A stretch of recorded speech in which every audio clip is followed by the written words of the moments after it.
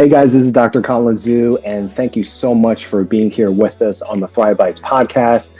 This is season 4, and we're so excited for you to be here.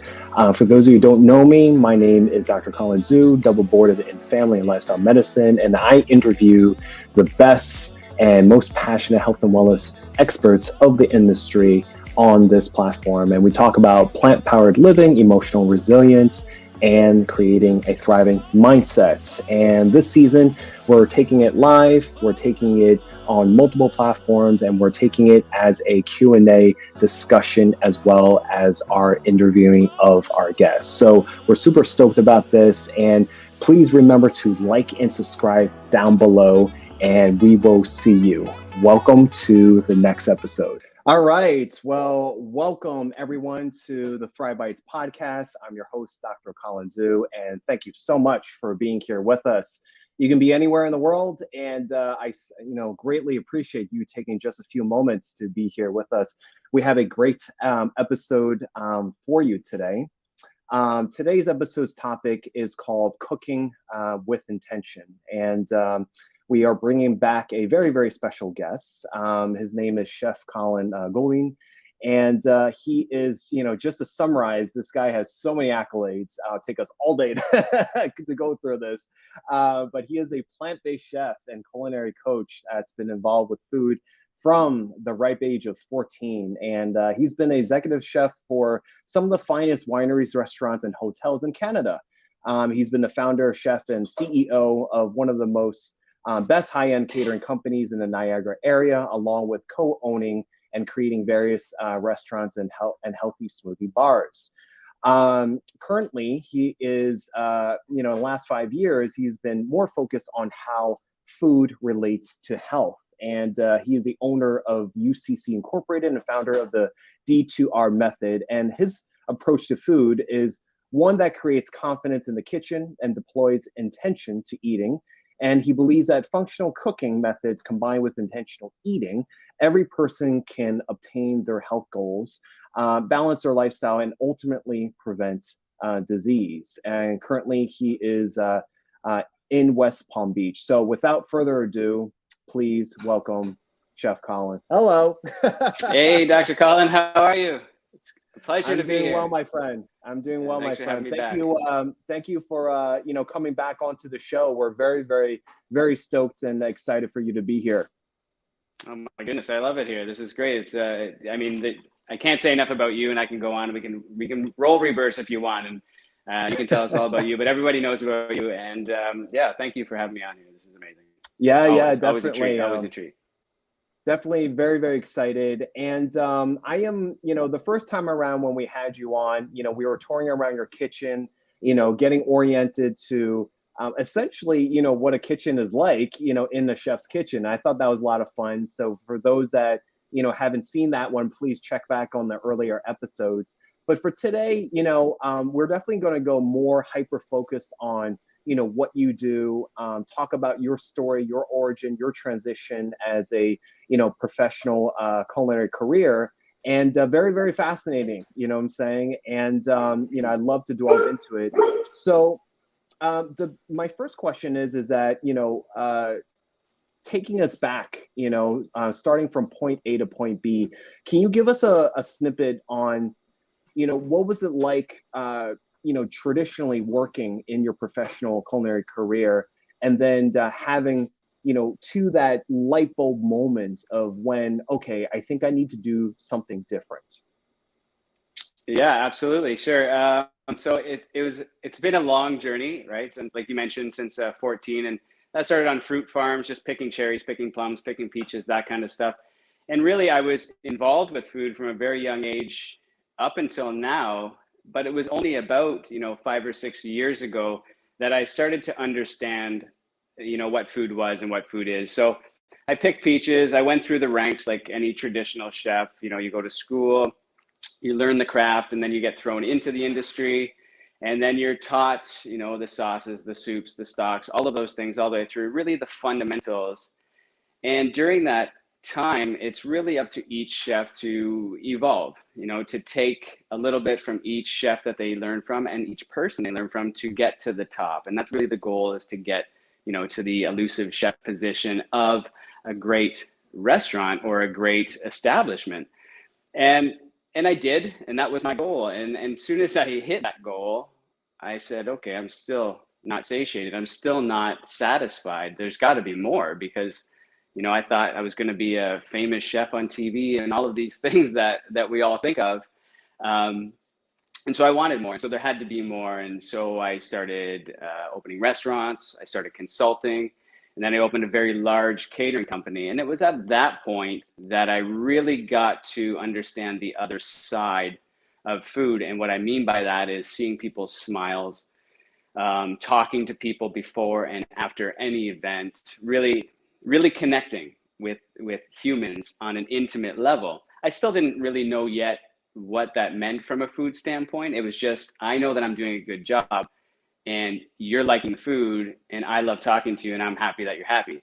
It became that kind of relationships, and it was amazing, loved it. And then COVID happened and shut down that business. I was kind of lost. I really didn't know what to do at that point. I just finally found out what I was supposed to do in life. And then it changed, and we had to pivot like the rest of the world, I'm sure. And so that's when I really started to understand what food meant to the human body. And, I went back and got my plant-based nutrition from Colin Campbell. I started following individuals like yourself, and then, finding out that food has a purpose. And then I went into Ayurveda and Chinese medicine, and I was like, oh my goodness, my brain went like this. And I was like, holy cow, there's so much more to food than I ever learned in my past 20 years. And so it was really at that moment I said, okay, I got to cook from my heart head, and that's where it has to come from. And so then it started to come from my heart, and it started to realize that the food is nourishing the body. It's not just about, satisfaction at the moment you're eating. And so that's where I'm at now, and that's what I've been doing for the last 4 years, and I love it. I'm super passionate about it. I'm going to teach the world how to cook healthy. It's my mission now. That's awesome. That's awesome. And, we definitely welcome and accommodate that, because, the world needs that more than ever. And I hope that, every classically and traditional, chef that's been trained has that kind of, I would say, wake up call to be able to add that, because sometimes, so my was like reversed. I went into healthcare, I went into medicine before I went into food. And so, my perspectives are different. And growing up, and still to this day, I still love it, is watching the Food Network, in America. Mm-hmm. And, I know that you're from Canada. And, for me, it always gets me the same exact way. And I ask myself, I'm like, man, these guys have such an incredible platform. I wish that they could do better by it. I wish that they could, rewrite the narrative and do something more than just glamorizing food, which is awesome in itself, but, understand that, how they're cooking, how they're showing up, how they're preparing, and how they're working with each other, is a message to the masses of how we think about food, right? And so, it's not all about just competition and, hyper glamorization. It's really about, at this point, because we're in a COVID world, the mindset is health is at the forefront, right? What is our gut health like? What is our immune health like? How can I better prepare? And so I appreciate, what you're doing and how you're showing up for everyone. Oh, thank you for saying so. But I mean, like you, the chef doc is every chef should have doctor behind it. And I think every doctor should have chef behind it. Those two are imperative. They're such a great marriage. They need to be together. So I applaud you for doing what you're doing, because the science behind it, the backbone. As a chef, it's just, I know food. And so if it was prescribed, or if it was, a holistic practitioner said you need X, Y, and Z, I can use food as a medium, and which is really satisfying, because I use the skills and foundations that I learned for 20 years, and I can make it look pretty if I want, but really it's about intention, right? And that's really what I want to show people. Now, if you take functional food and intention, you're gonna balance yourself, you're gonna balance your energy, you're gonna have more energy. And I guess people don't know what they don't know, but Yes, every chef should take a step back and say, let's heal the people in the restaurant. Let's not just feed them. Definitely. Definitely. And I can't wait for that day. So that's a nice segue, so explain to us, what you mean by, concepts like, because we hear a lot about this, mindful eating, intentional eating, you talk about functional eating. What do you mean by those concepts? Let's start with the basics, with definitions and kind of give us a better understanding of where you're coming from. Sure. Yeah. So once COVID hit, I started, you had mentioned that the D2R. So that's a methodology that I developed, and we can get into that a little bit later. But a lot of terms were thrown around, like functional, intentional, mindfulness, and all of these words that really were just words. And I said, well, what do they mean? And how do we apply them, like you had mentioned? So for me, intentional eating is food or intentional cooking. So there's functional foods and intentional cooking. So what I mean by that is functional foods are the foods that you need as an individual. So what you would need, Dr. Collin, what I would need, what my wife would need, what the next door neighbor would need, it's very different for our makeup, for our environment, for our lifestyle. The foods that we need that balance us are very different. So you can't have a diet. So we got to find what the functional foods are for you. And then intentional cooking, to me, is also driven by your lifestyle. Someone who works a midnight shift, someone who's up at 6 a.m, someone who has 4 kids, someone who's a billionaire, someone who is a single mom. There's a lot of different scenarios that it's not a one size fits all. So intentional cooking is being prepared over motivated. So if you're prepared and you can stock the fridge, or you can make a chia pudding, or you can eat on the go, or you wake up 2 minutes earlier to sit and give gratitude while you're eating and slow down. So what I try to teach with intentional cooking is cook the functional foods that actually serve your body properly, and cook them in a way that fit in your lifestyle, so that you don't say things like I'm too busy, or I don't have time, or all of these excuses that we're allowed to just throw around. So it actually fits in your lifestyle. So to me, intentional cooking and intentional eating is kind of like, it's what you need to fill your belly the proper way, to give you the right nutrients that you need in your lifestyle and your family. And it's very different for every scenario. But the D2R can be deployed in any household. And that's the cool part about the D2R, is it doesn't matter where you are in this world. These are 3 simple steps that just make sure that you're successful. And once you're successful and you realize, that you have more energy, you're losing weight, you feel great, the kids are good, you're not stressed anymore, and cooking is not hard. It's really not hard. People overcomplicate it, and maybe the Food Network has something to do with that. I don't know. But it's really not hard. You can make it hard. You can make it complicated, but it doesn't need to be. Yeah, for sure. And I totally resonate with, all that. And I think, especially in America, I'm not sure about, I haven't grown up in Canada, if it's similar, but, we're very, fast paced, go, go, go, so busy. Sometimes I don't even know if we're productive. We're just obsessed to be busy, just to be busy, right? I got to find something to do. And, and it's going away from that mindfulness, right? I always draw upon, the blue zones, the longest living, people on the planet Earth, and, people from Okinawa, Japan, and people from Sardinia, Italy. A part of their story is really about being present with the food, maybe sitting with others, that community aspect. And just taking more time with it, really engaging all 5 senses. In America, we're around the dinner table, if we're lucky. Some people take it to their individual rooms. They don't eat with others. We're on our smartphones, and we're just very, very distracted, right? So why do you think, my next question for you would be, why do you think our current America, or maybe even, Canada, the way it consumes food can benefit, from these concepts, that you found over time? Well, to be honest, I don't think there's a downfall to the concepts that, people like yourself and myself and like-minded individuals that are somewhat holistic, plant-based, whole foods, those kind of things, our Western society can only benefit, because we can't do any worse, in my opinion, than we're doing right now. You had mentioned one of the biggest things, and the Blue Zone communities, it's a great book. If anyone hasn't read it, should read it, because it really gives an eye-opener of slowing down and going back to the roots. Like, that's where it is. And here we're so fast-paced, and everything is driven, to be honest, by the big companies, the big paradigms. They don't care about our well-being, so they're doing what they're supposed to do, and that's making money, filling their pockets, and it's driven with the wrong intention.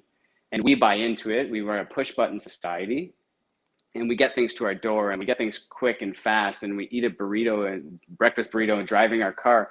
And our body doesn't even recognize we ate. Our brain and our digestion don't even know that we're eating, because we eat it so fast and it goes in us, and we're thinking about what we're doing at work. And so that's mindful eating. And, then that just creates obesity, because you're not full, you're not satiated. So we can benefit, but it really comes down to the individual household. To be honest, we need to say, okay, I understand that I shouldn't have a donut in the morning. So why are we having a donut? Like, you have to understand what you're doing. You wouldn't drink bleach, and it's bad, but people will eat things that they know are bad. And it's because we eat bad things, and it's not instantaneous. It's 10 years from now. It's 15 years from now. It's a chronic problem that will just keep going down from generation to generation. We're surrounded by it. Our environment is very bad. That goes into our food. To be honest, there's really no downfall to slowing down. And I would just, if anyone gets anything from this whole thing, is just slow down, stop, wake up a little earlier, say thank you, and eat whole foods at your table with your children. And get off the phones, give thanks, just at that moment. All of those things resonate more than you could ever imagine. And I don't know how we got fast-paced in the Western society, Canada included. It's the whole Western society is very busy, and they don't have time. I fear that all my clients, I don't have time to cook. Are you kidding? You need water and food to live. How do you not have time to do that? And then along comes, corporate America, and they say, hey, you can have this on the run. And, oh, okay, then I'll just do that. Yeah. It's a crazy. I think scenario. if anything, they probably capitalized on this, right? Yeah. And that's why, they're so, they do so well with, making foods on the go, convenience foods, fast foods, we deliver to your front door. It's just, they figure it out, every single shortcut for you. And what that means, what you and I have been talking about is the hard work, right? It's, good food takes time. What I'm saying? Good health and wellness takes time. It takes years. What I'm saying? I tell patients all the time, like, Mr. Smith, your diabetes and, high blood pressure and cholesterol took some years to get here, and so, to be able to, go, reverse this process, it's also going to take some time, but in terms of food, it takes time. So I think in addition to what you're saying is, also being patient, with yourself. Yeah, you can't be, yes, patience is huge, and stop taking the easy road. I think the easy road is more satisfying. And anything you do is more satisfying when you put in the work. You can, especially food, you can taste it later. If you put in the work and you're working out, you're going to see results. And when you see those results, that's what really gives you that high. And so when you're cooking something and you're tasting, you're like, oh my God, I made this. This is amazing. And then the family says, this is outrageous. And you feel good at the end of it, everyone's happy. You're jazzed up. Yeah, definitely. But again, I don't think we can go on and on. They don't know. So. Yeah, sure. Definitely. For sure. So everyone that's watching, those that are tuning in, this is Thrive Bites Podcast. I'm your host, Dr. Collin Goodine. I have the most awesome Chef Collin here with me, and we are cooking with intention for today.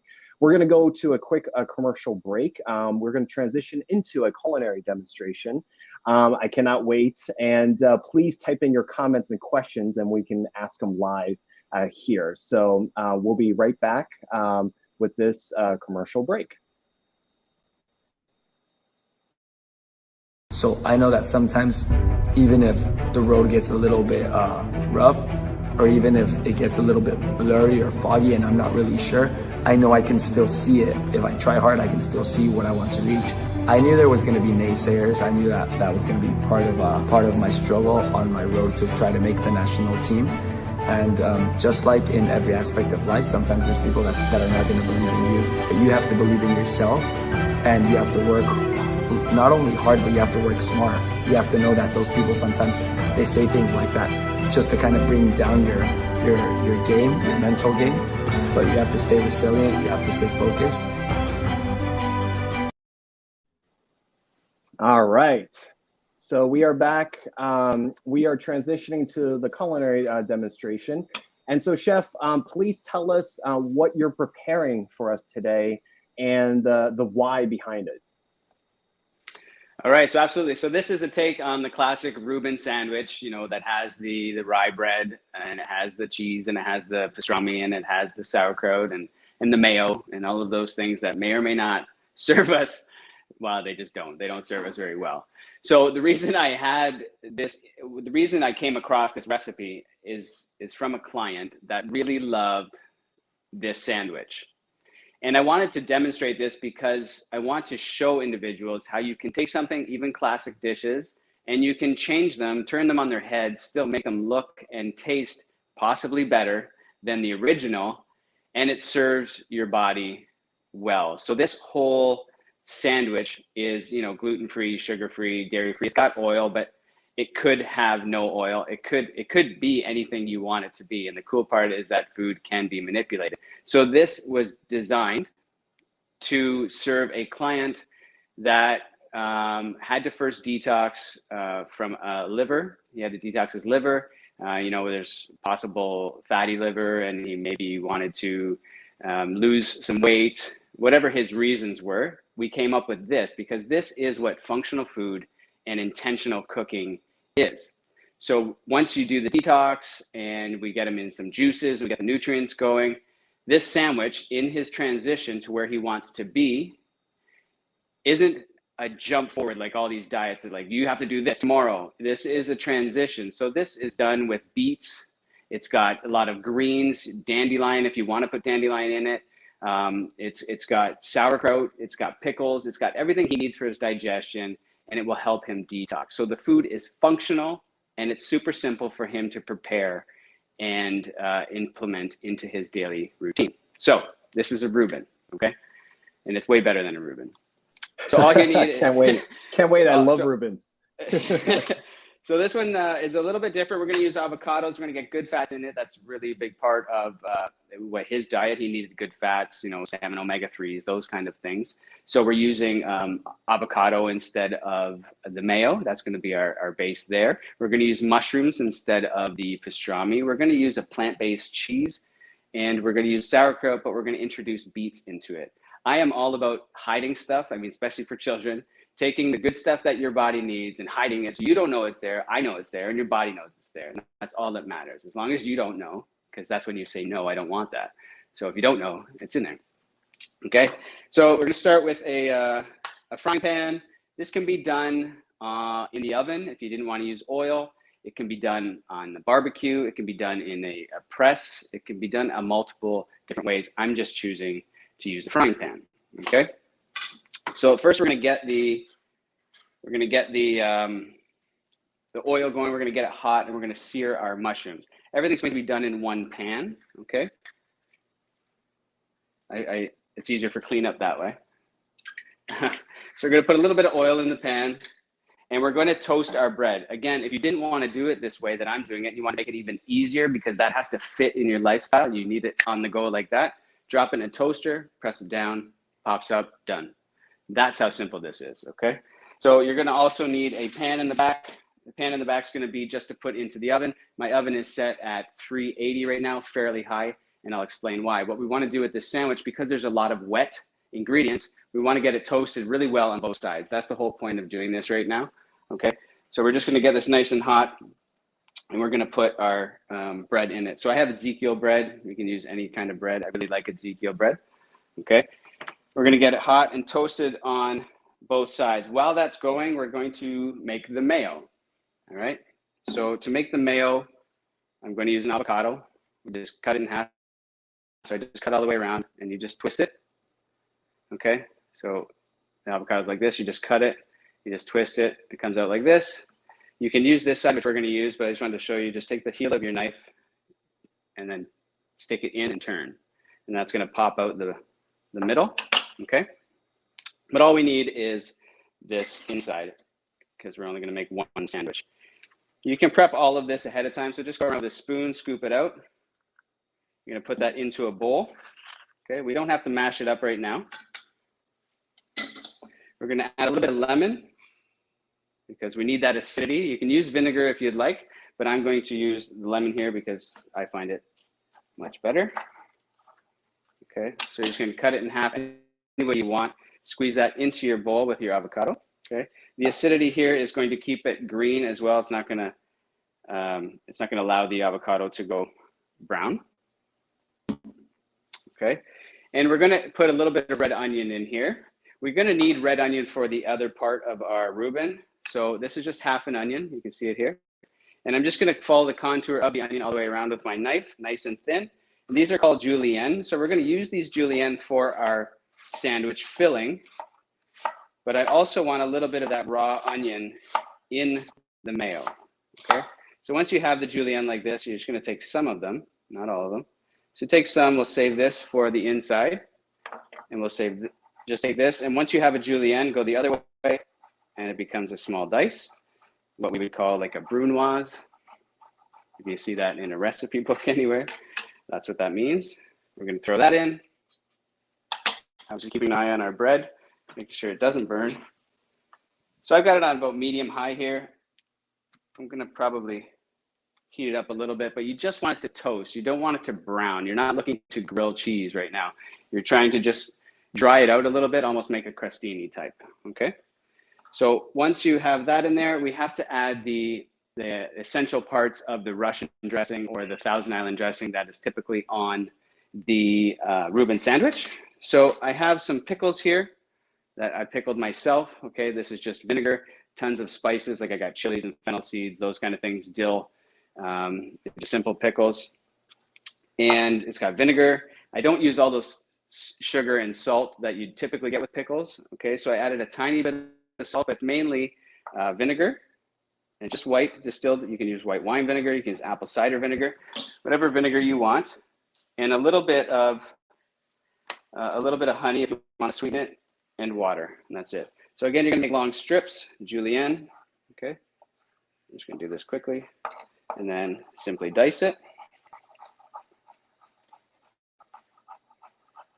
Small dice. You want this chunky kind of texture inside your Reuben,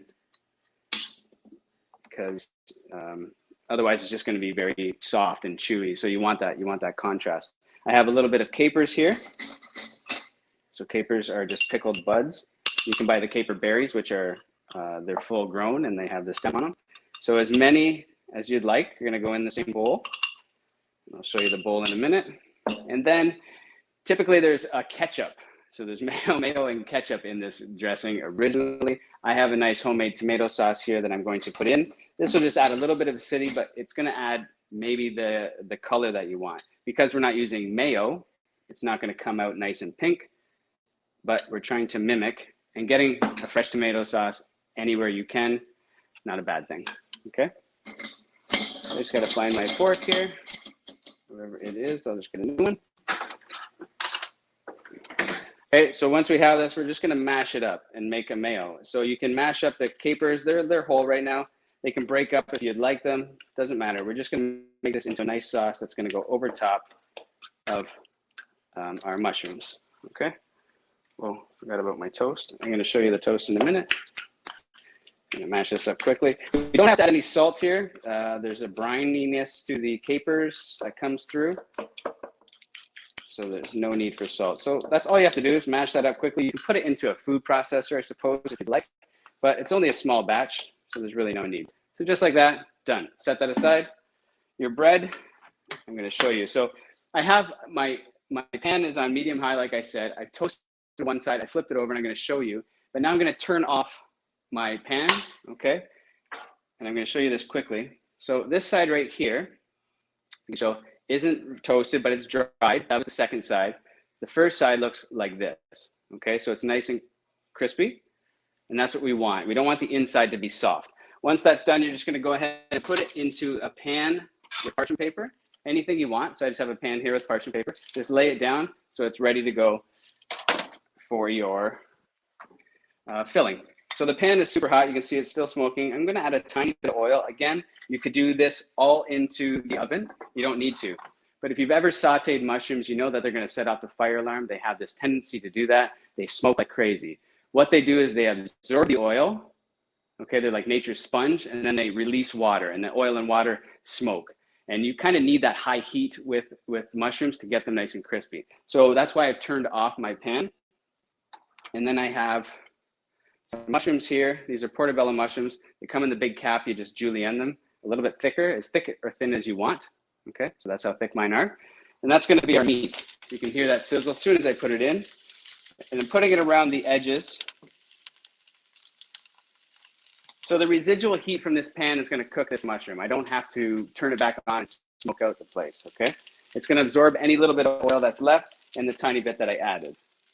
So I'm only going to use 4 pieces. That'll be enough for 1 sandwich. You can do as many as you'd like, okay? So I'm just going to leave that. While that's going, I'm going to do my sauerkraut. So I have simple sauerkraut. Store-bought, you can make your own if you're ambitious, okay? And then I have beets. These beets were just parboiled in water, don't have to be salted. And once they're cooked, you just put them under cold water, rinse off the skin.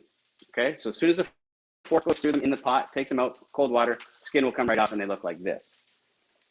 So we're gonna add, because we wanna get that beets into his diet to cleanse his liver, help cleanse his liver, support his liver, and get into his blood and help out the sugars in his blood, because that's part of the problem. We're going to add beets to the sauerkraut. And this is super simple. It's exactly what you think, is you're just adding beets and sauerkraut. Okay, just add enough for 1. And then we're just going to grate some beets. You can wear gloves if you want, because they have a tendency to stain. Okay, just a grater, large. You can put as much beets or as little beets as you like. And the color in the sandwich, to be honest, is pretty awesome. I really like this. Okay, so that's just 1 whole beet in there.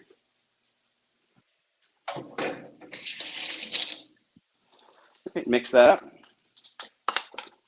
Okay, the beets should take over the color of the sauerkraut to turn nice pink.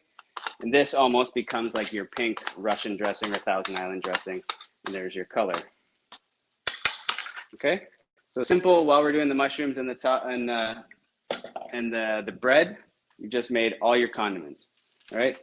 So here is what your mushrooms look like. You can see the top of the mushrooms, or maybe you can't. I don't know if you can see that, Dr. Zhu, but they get very wet. Okay. So once they're wet, they're going to want to spark because of the little bit of oil that's in there. So that's how you know when to flip them. Okay. And then, so this side's got a little bit darker. So it's seared. You could add balsamic vinegar here if you wanted to. You could really have some fun with the mushrooms and make them your own. This is the cool part about cooking, is you get to create your own story with what you're eating. It's honestly the most fun. I don't know how everyone can say cooking's not fun, because it is. Maybe I'm biased.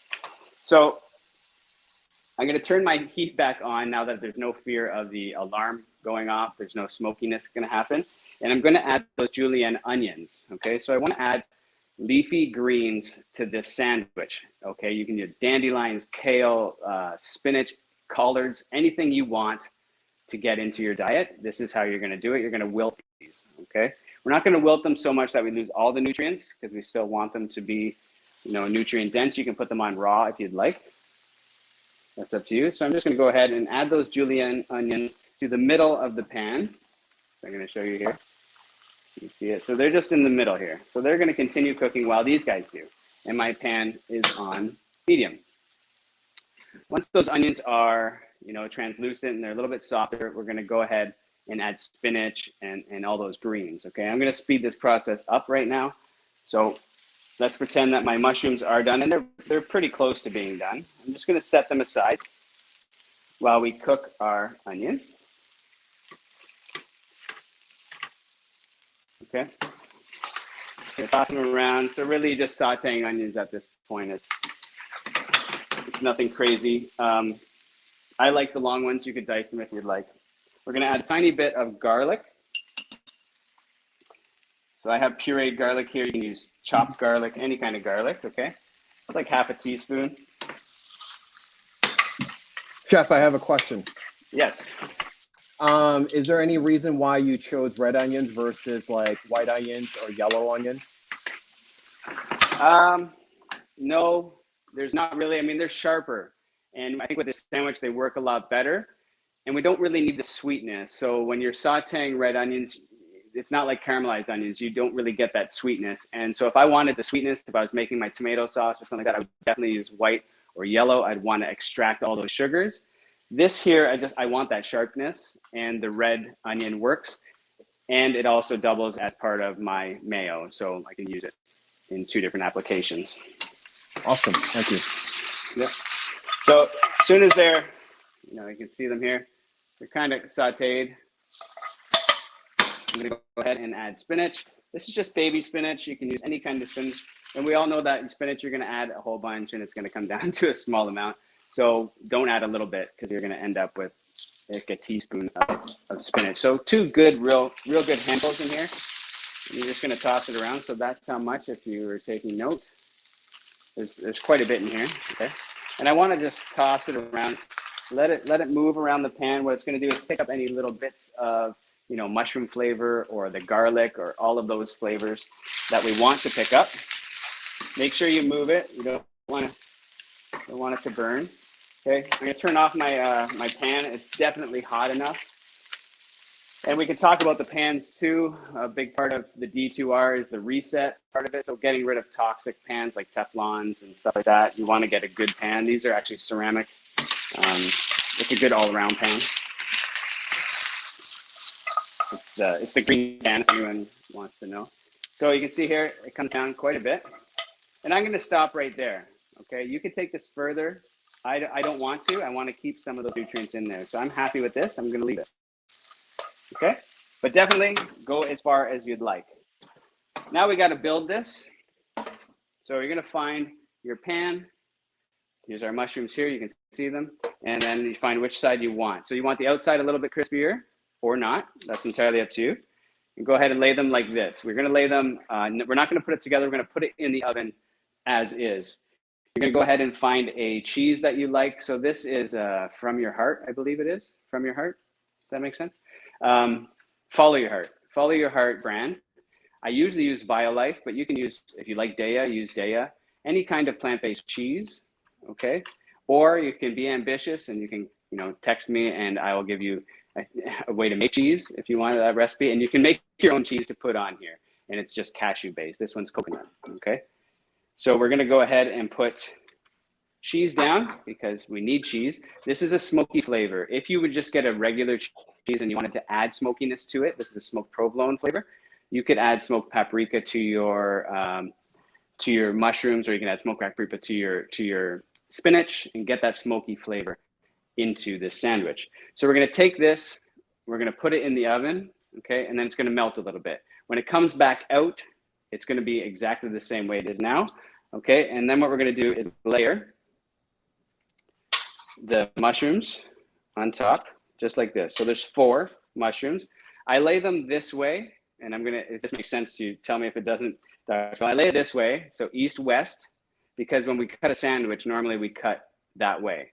Whatever way you're gonna cut this sandwich in half, I put 2 on this half and 2 on that half, if that makes sense. So I'm gonna cut right here where the sandwich is put together, okay?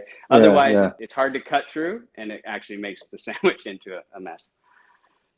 So there's a little tip. So we're gonna go ahead and do that. And this is going to make the filling. If you were to do the fillings ahead of time, this is going to make sure that your filling gets hot again, okay? And when you put your spinach and your onions in, make sure that you spread it around the bread. Pretend this is a pizza, come all the way to the end. You want it to go to the edge of the bread, because if you don't, the inside of the sandwich will get like overloaded. The outside, you'll end up eating crust, and all the filling will be on the inside and it'll be too wet and soggy. So if you spread it out across the sandwich, like all sides, it's going to eat a whole lot better. Okay, we're going to do that. We're going to pop it into the oven. Okay, so once it's popped in the oven, I'm going to pretend that it came out and it's super hot again. Okay, so the cheese is melted and everything's great. The bread underneath will actually stay crispy. That's why it has to go in a pan like this. Okay, so you want to eat this right away. You don't want this to sit around because it will get soggy. So once that's done, you're going to take it out of this pan carefully. So I'll pretend like it's hot. So you use a spatula, okay? And you're just going to lift it out, put it down. You're going to have both. And then the fun part. So now you're going to load it up with all of the good stuff that we made earlier. So now you're going to put sauerkraut on it. Again, spread it around. You don't want to overload the middle. So that's a beautiful little color. And then you're going to put your mayo on it, which in this case is avocado and capers and all of those great flavors. It doesn't ooze like a mayo out of it, but it's so much better for you. I mean, this sandwich, how can you not? I mean, you'll never eat Reuben again. No, that looks amazing. And it's so good for you.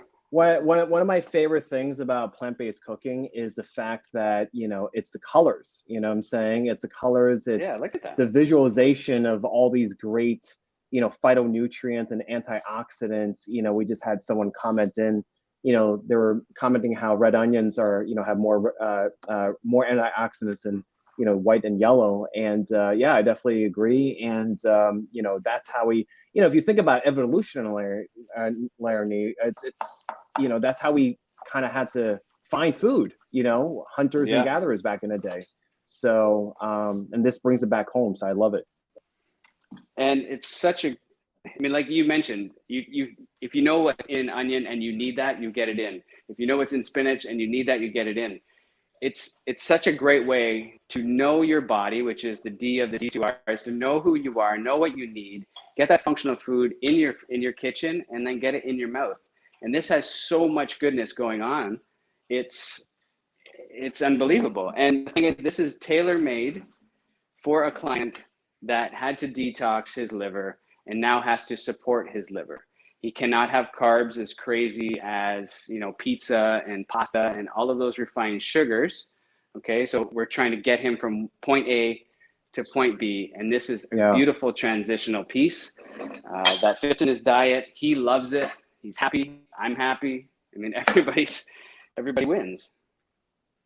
And I know you can't really tell, but that is the inside. I don't know if you can see the inside. So that would be like, no, it's great. Yeah, the cheese would melt and it would be beautiful. It eats amazing. It's a beautiful sandwich. I hope everybody tries this. And if anybody wants the recipe, I can obviously give that to them. That's no issue at all. And you can substitute anything you want. Any kind of vegetables, any kind of dressing, any kind of anything. It's great. Food's fun. Yeah, that's awesome. Yeah, so like, you know, for me, it's I definitely resonate with what you said in terms of, you know, just making cooking fun. You know, at the beginning of the pandemic, I was telling everyone, you know what, this is a great opportunity to go back to the kitchen. You know, that's where your health starts, you know, knowing what goes into your food instead of, you know, what I like to call outsourcing it to others. And because at the end of the day, you know, they're businesses, you know, they're looking at profits and the bottom line, and they're not necessarily looking after your health. That's your responsibility. You know, that's a responsibility of, you know, you and your provider, you know, to work as a team, and everyone else is a supporting character and a cheerleader for that journey. And this is super important. So, you know, Chef, that was a wonderful and beautiful presentation, and, you know, great display of, you know, what you mean by, you know, cooking with intention, you know, mindful and intentional cooking and eating. So do you have any last, you know, as we, you know, are about to conclude, you know, do you have any last words or, you know, takeaways, you know, for people to understand more about the D2R method? Well, to understand what the D2R is, I mean, I can tell you very quickly, the D2R essentially is written like H2O, the water molecule. You can't live without water. I honestly believe you can't live without the D2R. It stands for dosha, relationship, and recept. And that is resetting your kitchen, like we showed last time, is making sure it's free of all the toxins, learning who you are, journaling that. If you eat a piece of pizza and it makes you feel bad, don't eat the piece of pizza, and see if a pasta does the same. So maybe it's the gluten. Take those 3 things out. Start over and journal and journal and journal, and start learning and getting educated and making your food relationship very intimate. A relationship can't be one way, because then it breaks up. Whether it's your family or your loved one, it's a relationship, and it needs to be a two-way street. Your body works for you constantly from the time you're born to now, and we do a lot of bad things to our body, and it never gives up. At some point, that relationship breaks, chronic disease or whatever the case may be. So if you can actually start loving yourself by taking baby steps towards a macro goal, you will get there 100%, without a doubt. Start somewhere, start small, you'll get there. Love it. I love it. That was wonderful. Beautifully said. For those that wanted to reach out and, learn more and, learn more about your services and learn more about the D2R method, where can they go and find you? They can go to my website, www.chefgoodine.com, or the easiest way is on Instagram at Chef Collin _ DM me directly and we'll go from there. Email me at hello@chefgoodine. I'd love helping. Just ask anything. I'll give it to you. As long as it's going in the right direction, we're good. Yes, definitely. One step at a time, like you said. It's about transition, and what I teach my patients is progress over perfection. Definitely, I definitely want to leave something for the audience, is that Chef has also created a session for the Thrive Formula Masterclass series, and he is teaching the art of intentional snacking, as part of our series. And so we're very, very, happy to have him as part of the roster, and, his expertise, it's boundless. So definitely check that out as well. Please visit his website. And, thank you so much for showing up and doing what you do again, Chef Collin. And, just very, very excited for this continued food movement together. It's all about community, so. Absolutely. Thanks for this opportunity, Dr. Zhu. And I'm super grateful for what you do around the world for all the individuals. If I can help out a small part of that, then I'm grateful. And this opportunity is huge. So thanks. Thanks. Yes, of course. And right back at you. So guys, if you love this, please like, follow, and subscribe. And if you thought that this was a benefit, for others, there you go. All the way to the front of the camera. Come around to bring it all to the front of the camera. I wish that we can just back in the day, we had smell-o-vision. You remember that time? Yeah. It's coming. It's going to come out. We'll just zap this to you. You'll have it at your desk in no time. Yeah, exactly. Guys, if you felt this was a benefit to others, please share. And please visit Chef Collin and mixing our names so much. And please say goodbye to Chef Collin. And thank you so much for watching this episode, guys. See you later. Bye. Thank you.